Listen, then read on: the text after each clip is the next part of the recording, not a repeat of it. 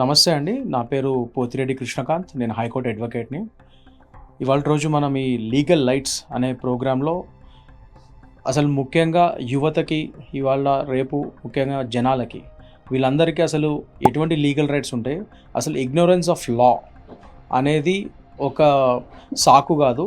ప్రతి ఒక్క సిటిజన్‌కి, ఈ దేశంలో ఉన్న ప్రతి ఒక్క పౌరుడికి వాళ్ళ యొక్క లా ఆఫ్ ది ల్యాండ్ అంటే ఈ ల్యాండ్, ఈ దేశంలో ఉన్న చట్టాలు తెలుసుకోవాల్సిన హక్కు అండ్ బాధ్యత జనాల మీద ఉంది. సో డెఫినెట్గా ఇలాంటి మీ యొక్క రైట్స్ గురించి తెలియజేయడానికి అట్ ద సేమ్ టైం ఇవాళ రేపు ఎటువంటి లీగల్ కేసెస్ వస్తున్నాయి, ఎటువంటి విచిత్రమైన కేసెస్ వస్తున్నాయి, ఇలాంటి వాటి గురించి మాట్లాడటానికి ముఖ్యంగా ఈ లీగల్ లైట్స్ అనే ప్రోగ్రామ్ యూట్యూబ్ వారు పెడతాం జరిగింది.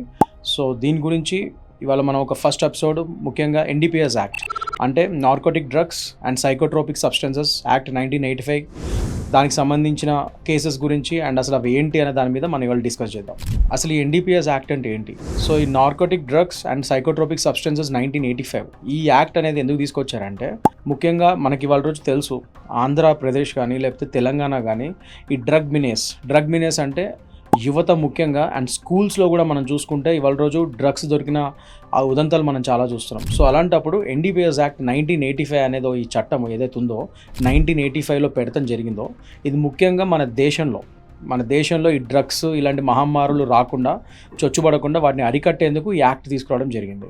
బట్ ముఖ్యంగా ఇవాళ రోజు మనం చూసుకుంటే రెండు తెలుగు రాష్ట్రాలు, ఆంధ్రప్రదేశ్ మరియు తెలంగాణ, ఈ రెండు తెలుగు రాష్ట్రాల్లో యువత కానీ జనాలు కానీ ఈ డ్రగ్స్కి ఎడిక్ట్స్ అయిపోయి చాలా బానిసలుగా మారడం ఉదంతాలు మనం చూస్తున్నాం. సో దీనికి అసలు ఏంటి, అసలు ఇవాళ రోజు ఇవి ఎలా వస్తున్నాయి, అసలు ఈ డ్రగ్స్లో రకాలు ఏంటి, అండ్ ముఖ్యంగా వీటిని మనం ఎలా అరికడతాము, అండ్ ముఖ్యంగా తల్లిదండ్రులు, ఎందుకంటే ఇక్కడ మనం చూసుకుంటే ఇప్పుడున్న లేటెస్ట్ స్టాటిస్టిక్స్ ఈ 12 నుంచి 20 ఏళ్ళ లోపల పిల్లలే ఎక్కువ ఎడిక్షన్కి గురవుతున్నారు. సో ఇలాంటి వాళ్ళని మనం ఎలా కాపాడగలుగుతాం, ముఖ్యంగా తల్లిదండ్రులు కానీ వాళ్ళ యొక్క టీచర్స్ కానీ ఈ సమాజంలో వాళ్ళని ఎలా కాపాడగలుగుతాం అన్న విషయాల మీద వాళ్ళు ఎటువంటి జాగ్రత్తలు తీసుకోవచ్చు.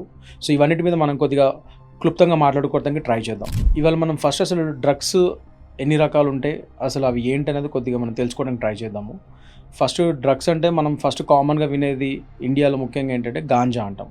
దాని ఫారిన్ కంట్రీస్లో మ్యారియోనా అని కూడా అంటారు. సో ఈ గాంజా అనేది ఎక్కువగా మనం ఇక్కడ మన దేశంలో పండించడం కానీ, లేకపోతే చుట్టుపక్కల ఆఫ్ఘనిస్తాను లేకపోతే ఇతరత్ర దేశాల్లో నుంచి కూడా గాంజాని పండించి అక్కడి నుంచి ఇక్కడ దిగుమతులు కూడా అవుతూ ఉంటాయి.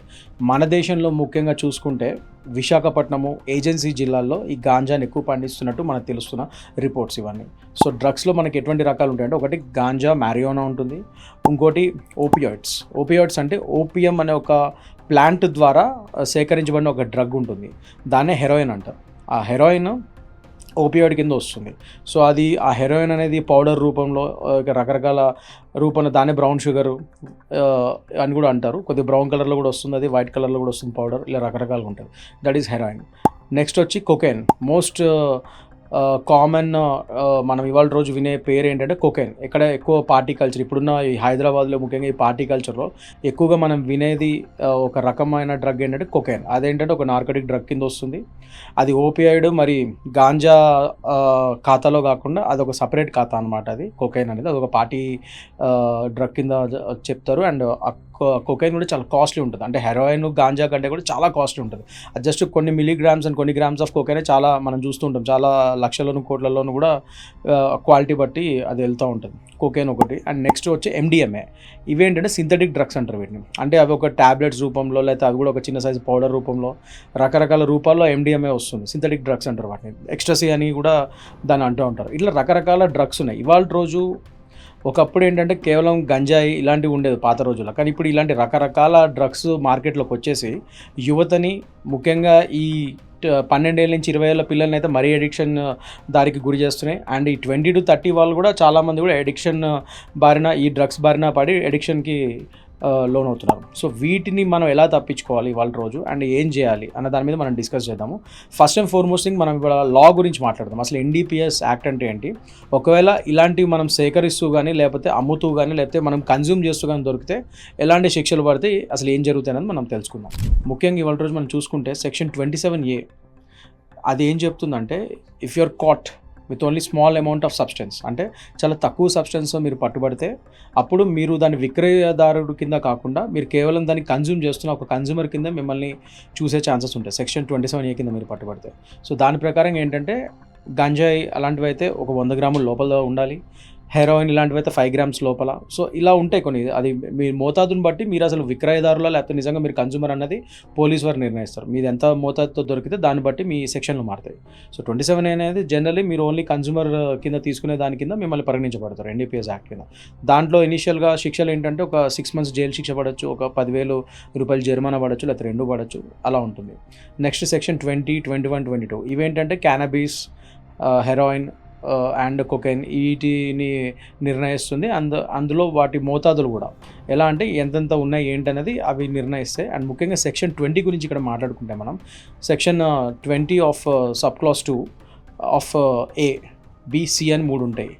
ఏలో ఒక మోతాదులో మీరు గంజాయికి ఎంత దొరికారు అంటే ఎక్కువ మోతాదు అంటే ఇంటర్మీడియటరీ లెవెల్లో అంటే 100 grams కంటే ఎక్కువ, 1 kilo కంటే తక్కువ, ఇలాంటి వాటిలో దొరికితే మీకు ఒక 10 ఏళ్ళు జైలు శిక్ష పడే ఛాన్స్ ఉంటుంది. B next heroine and C అంటే నెక్స్ట్ కొకైన్. దీంట్లో అంతే, ఇవన్నీ ఇంటర్మీడియరీ లెవెల్లో మీకు దొరికితే దాని తగ్గట్టుగా మీకు 10 ఏళ్ళు జైలు శిక్ష పడే ఛాన్సెస్ ఉంటాయి.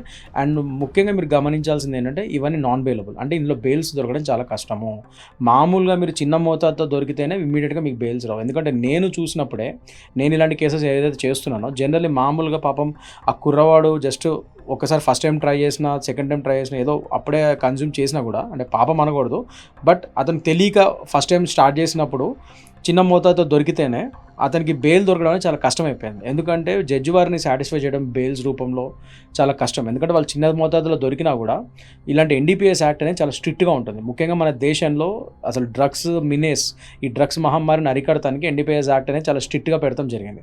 సో మీరు మామూలు కన్జ్యూమర్, మీరు సొంతంగా వాడుకోవడానికి ఒక చిన్న మోతాదులో కొన్నా కూడా దాని వల్ల పట్టుబడితే మీకు బెయిల్ వెంటనే రాదు. ఆ బెయిల్ కూడా మీకు 2-3 సార్లు అప్లై చేస్తే కానీ 3వ సారి 4వ సారి జడ్జి గారు సాటిస్ఫై అయితే అప్పుడు మీకు బెయిల్ దొరికే ఛాన్సెస్ ఉంటాయి.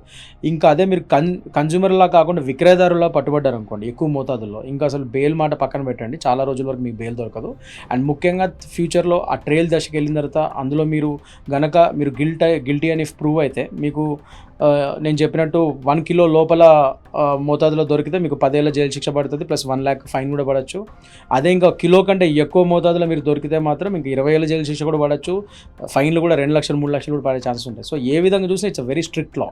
సో అందుకనే ముఖ్యంగా చాలామంది జనాలు కేవలం ఎడిక్ట్ అవడమే కాకుండా ఇందులో జైలు పాలైతే మాత్రం జీవితాలను కూడా నాశనం అయ్యే పరిస్థితి ఈ NDPS యాక్ట్ తీసుకొస్తుంది. సో అందుకని తస్మాత్ జాగ్రత్తగా ఉండాలి ముఖ్యంగా ఈ డ్రగ్స్ విషయంలో అని చెప్పి నేను మళ్ళీ చెప్తున్నాను. ముఖ్యంగా సెక్షన్ 64A గురించి కూడా ఇప్పుడు మనము మాట్లాడుకోవాలి, ఎందుకంటే మనం 2014లో దీని ఒక అమెండ్మెంట్ కూడా చేశారు.